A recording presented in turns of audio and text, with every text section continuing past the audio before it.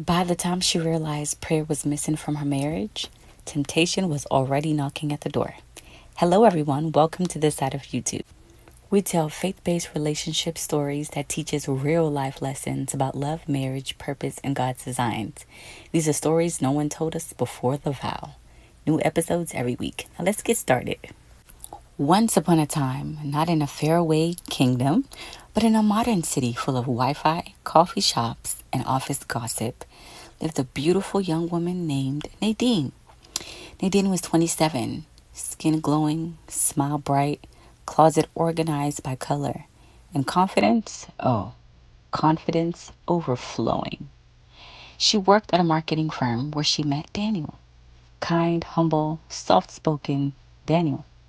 The type of man who opened doors, remembered birthdays, and prayed over his lunch, quietly so nobody would notice. They were both Christians. Well, casually. You know, the type that says God is good on Sundays. God understands Monday through Saturday. They fell in love fast. Office lunches turned into long walks. Long walks turned into deep talks. Deep talks turned into wedding bells. Dun dun da da. Before long, they were married. Now, Nadine had a belief, a strong one. She believed her beauty, her chemistry, or their chemistry, and a little creativity could keep any marriage alive. And for a while, she was right. Their home was full of laughter, romantic dinners, fun date nights, matching outfits, soft music, and slow dancing in the room. Nadine made sure that their marriage stayed spicy. Atarudo, spicy. New outfits, fancy vacations, surprise gifts. Marriage is all about keeping the spark alive, she would tell her friends proudly. Just stay attractive, girl, and keep things exciting. Prayer? Oh, they prayed. Sometimes. Like when the food fell on the floor and they hoped that it was still clean.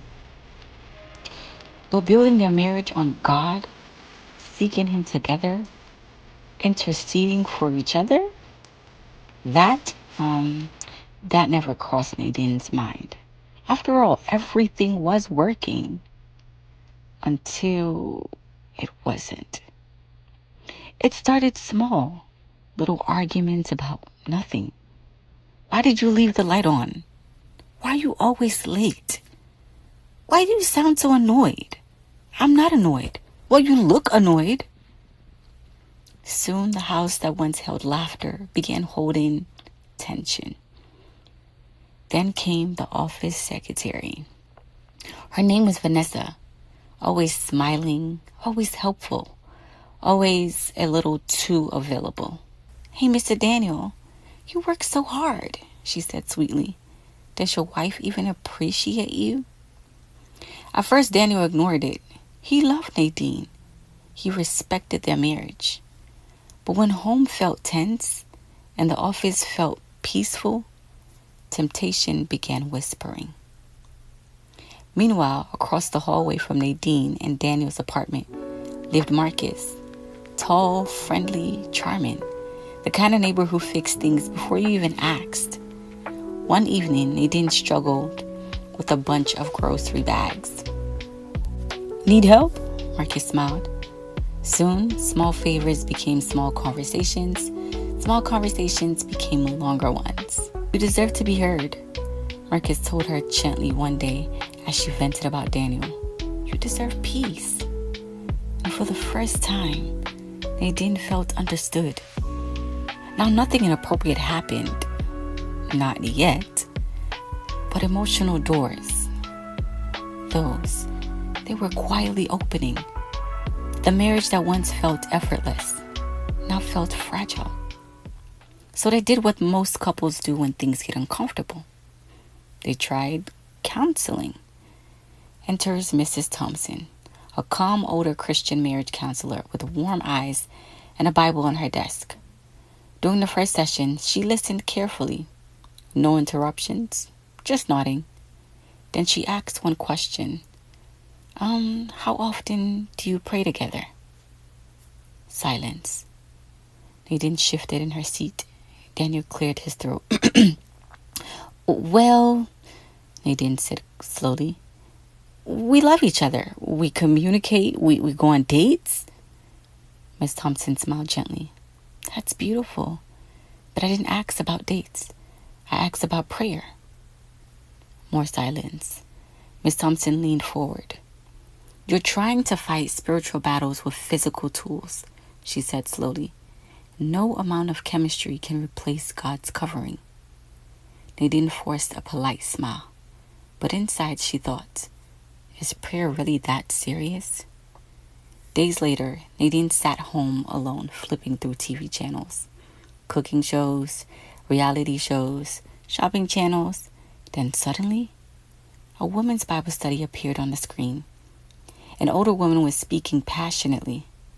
A Proverbs 31 woman, she said. It's not just stylish or hardworking. Her lamp does not go out at night because she intercedes for her family. She prays. She covers her home with prayer. Nadine froze. Some wives decorate their homes, the speaker continued, but never build spiritual walls around them. And then they wonder why anything can enter. The remote slipped from Nadine's hand. For the first time, conviction knocked loudly on her heart. That night, alone in her living room, Nadine whispered a prayer that she hadn't prayed in years. God, if I've been building this marriage without you, help me, teach me, give me grace. And something shifted. She began reading her Bible, slowly, awkwardly at first. She found a small online group of Christian women who met weekly to pray. Real prayer, not the quick Lord bless this food kind. They prayed for their homes, for their husbands, for wisdom, for strength. Nadine joined them. But here's the strange part. As she grew spiritually, things at home grew worse. Daniel became more irritated, more distant, more easily frustrated.